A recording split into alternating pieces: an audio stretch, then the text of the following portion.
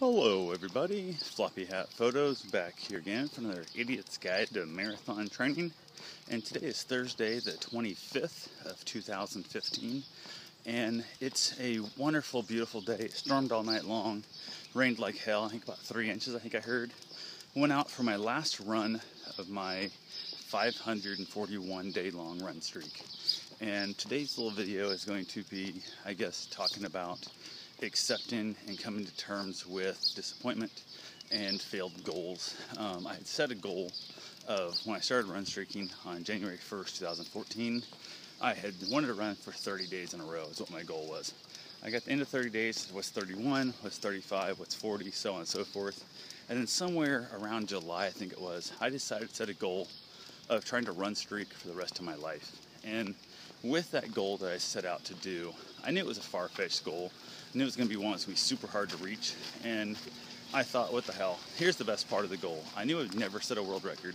I knew I would never be the longest run streak ever, because there's people who started way younger than me who were probably going to outlive me also. So I knew the chance would never happen. But it was my goal of living a life running every single day, even with the hope that the day I died, I would have ran that morning and then died that afternoon, or at least had my run streak in before I passed. So that was the point of my thought, of my goal.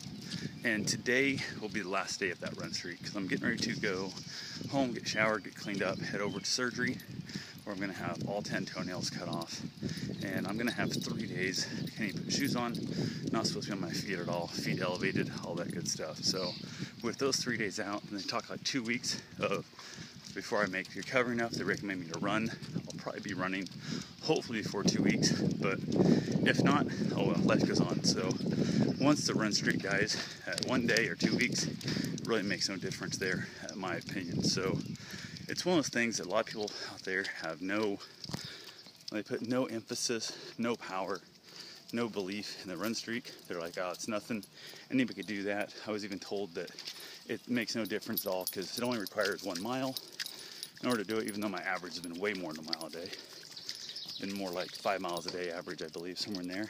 But I was told that 97-year-old woman can do it, so it doesn't make it impressive. It's not like qualifying for Boston or something hard that takes commitment and takes dedication. So I found that rather disturbing in the process, that why anybody would feel the need to shit on somebody else's goal. And if it is so easy, why don't more people do it? Considering the fact that I guarantee more people have qualified and raced Boston than will ever run. I'm going to go 30-day run streak, let alone a 365-day run streak or a 541-day run streak like I was into. My biggest fear and concern is that tomorrow by midnight, I'm going to be all up in my head. I'm going to be overthinking it, trying to figure out a way to get out there and even hobble a mile around the track on a padded track. But my biggest goal is to not let that happen. And then if I do start my run streak again, which I don't know, I may or may not have my mind up, because I know that every time I talk about my run streak from that day on, I'm going to think that there was, until I reached 542 days, I'm going to think, well, I've already done better than this, so what's the use of doing this goal again? So it's one of those things, and even once I do start it up again, I probably won't start until January 1st, 2016, because I like to be able to remember dates like that, because I'm horrible at dates and memories. So went ahead, and I'll probably be thinking every time there's 730 days that I could have been longer in this streak. But who knows? I'll at least be able to say in my heart that I was able to run sick, injured, cracked kneecaps, strained Achilles tendons, everything else involved, flus, sickness. Literally so dizzy at one point, I was sick enough there for a while that I was having trouble standing up. I was walking around with crutches all day, vomiting my guts out. Went out and ran that day still. Went out and ran the hardest marathon of my life on the most difficult trail of my life. Next day, I cracked my kneecap on that race. Next day, I got up and ran a mile. So definitely, well, I didn't get right up and run a mile. I ran a mile before that midnight, so I had to stretch out and get loosened up. But I was able to complete a goal that was way longer than I thought, and I turned that goal into a lifetime goal, which is a goal that until I died I would never accomplish. So it's kind of a lofty thought and lofty goal there. And theoretically, I'm choosing to break the streak myself, because I could have chose not to have this surgery and just lived with the pain in my toenails and that the rest of my life. And I probably even could have went over and just had one cut off at a time and maybe fought through it and worked through it and able to keep my run streak alive. And I realized that right there makes no sense either.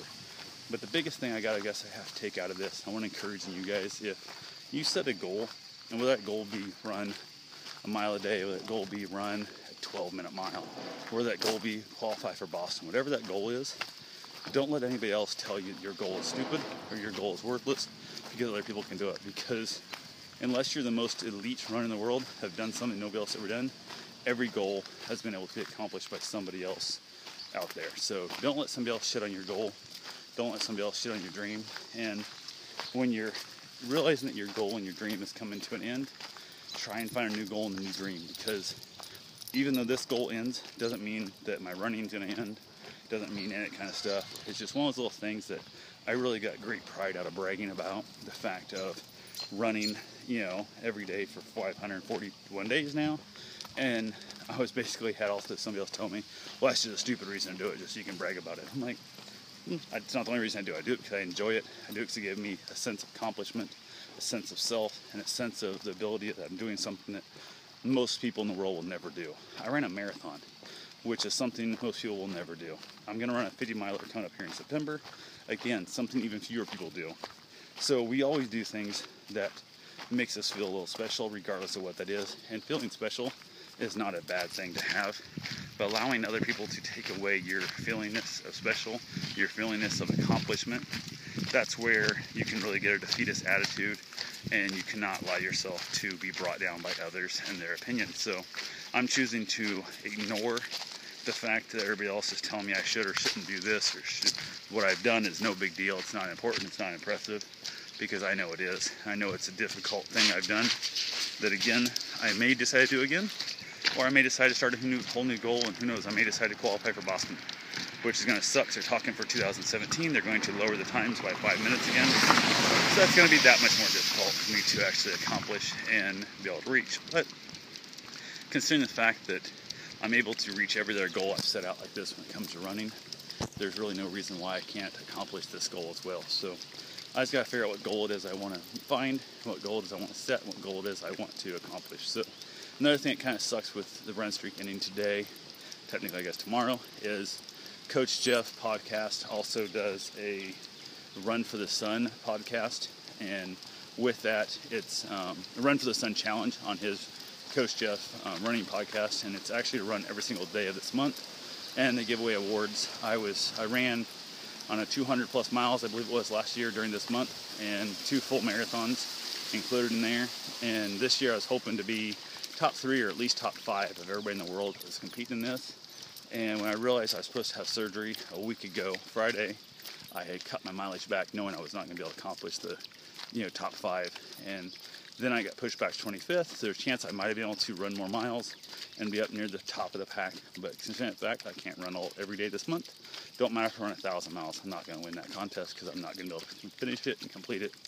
And that's also another kick in the teeth. So I guess this whole thing is just an accomplishment. Oh, that's my time alarm telling me I should eat something, but I can't because I have surgery in just a few hours. So anyway, I'm going to go ahead and get off here, I guess. But I guess my main goal I want to tell you today is, just because one goal gets crushed by the inability to continue it, don't give up. Just change your goals. And that's what I got to do now. So I'm going to have a couple weeks to think up a new goal and go out there and crush that son of a bitch. So anyway, that's all I got for now. I will talk to you guys later. Have yourself a safe and wonderful day. Get out there, lace your shoes up, hit the door, get your run on, and find a goal that's out of your reach and figure out a way to reach it.